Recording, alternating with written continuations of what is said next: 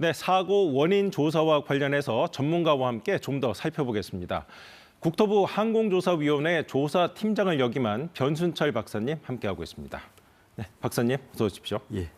그 항공사고가 정말 전문적인 분야 아니겠습니까? 이 업무에 얼마나 종사하셨습니까? 예. 먼저 유가족들에게 깊은 애도와 위로를 드립니다. 저는 90년도 말부터 해서 14년 동안 항공사고조사관으로 블랙박스 분야, 네. 운항조사 그리고 항공기술소유관으로 7년 동안 조사팀장을 역임했습니다. 네, 그 조사 전문가 입장에서 이번 참사 어떻게 보십니까?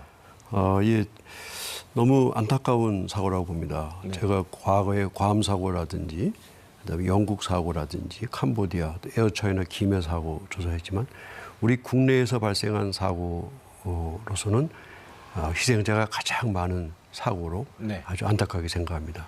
그래서 제가 볼 때는 세 가지 분야를 한번 생각합니다. 네, 국토부가 조사를 했는데 이제 가장 중점적으로 봐야 될 점들 예. 말씀해 주시는 거죠? 예. 네. 첫 번째는 이제 그 국토교통부 이제 사고조사위원회 조사하고 있는데 네. 제 경험으로 봤을 때는 왜 랜딩기아 바퀴다리가 안 나왔는지, 네. 두 번째는 셋대에서 버드 스트라이크에 의해서 엔진이 정지가 왼쪽 엔진, 우측 엔진 다 정지가 됐는지, 또 세 번째는 동체 착륙한 후에 그리고 그 바로 둔덕에 로컬라이저 거기 둔덕에 이렇게 전소가 됐는지 이 분야가 아주 핵심이라고 저는 보고 있습니다. 네. 그 마지막 로컬라이저 분야라면은 그 구조물을 왜 그렇게 세웠는지를 조사해야 된다는 말씀이신가요? 아니면은 부딪히고 왜 그렇게 폭발을 크게 했는지를 조사해야 된다는 말씀이신가요? 그렇죠.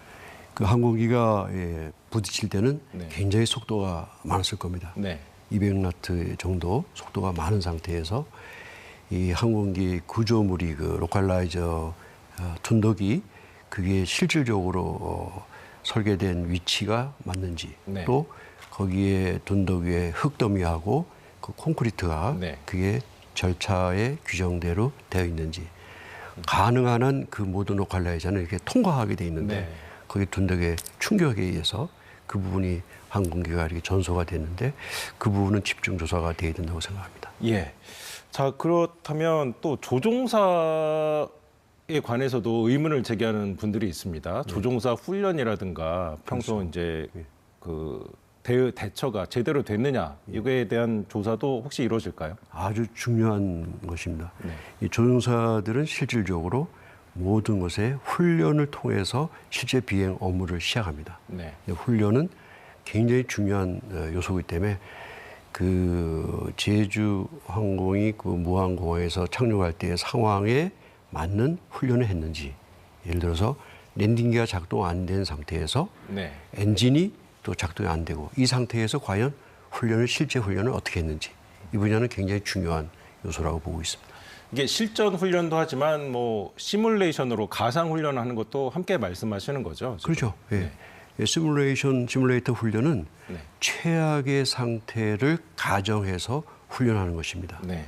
실제는 할 수 없습니다. 실제 비행에서는. 네. 그 시뮬레이터에서는 최상의 아주 최고의 그 위험 요소 이거를 가정해서 하기 때문에 랜딩 기어가 안 나온 상태, 바퀴다리가 안 나온 상태에서 네. 투 엔진이 프레임아웃 정지가 된다든지 완 엔진이 정지된다든지 이런 상황은 훈련을 해서 실제 비행할 때 거기에 대처할 수 있는 능력을 기르는 것이 중요합니다. 네.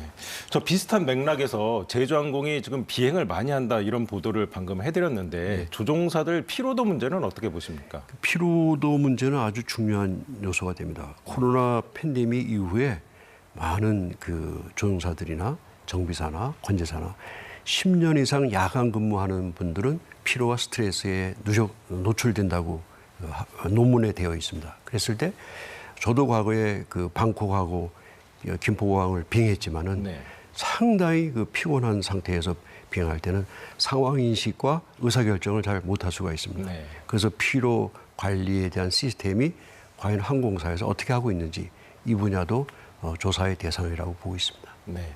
자, 무한공항 대처 부분도 한번 봐야 될 것 같습니다. 이 동체 착륙하기에 앞서서 지상에서 좀 대비하는 게 부족했다, 부실했다 이런 지적도 있습니다. 제가 볼 때는 뭐 저는 조사에 참여하지 않지만 영상이나 자료를 보면은 실질적으로 항공기가 이렇게 사고 났을 때는 공항에서는 골든 타임이 바로 2분 30초입니다. 150초 안에 항공기에다가 물을 뿌리고 화재 진압을 해야 됩니다. 그런 상황은 제가 볼 때는 적절하다고 보고, 단지 이제 그 폼 뿌리는 거, 그 물거품 나는 걸 뿌리는 거는 반드시 조종사가 메이데이를 한 다음에 시간 여유가 있어야 됩니다. 네. 2분 안에 폼을 뿌리는 것은 가능하지 않지 않냐. 여유가 있게 준비가 돼야 되는데 그렇지 않은 것은 좀 아쉬운 점이 있습니다. 네, 그렇군요. 자, 박사님, 오늘 여기까지 듣겠습니다. 변순철 박사님, 고맙습니다. 예, 감사합니다.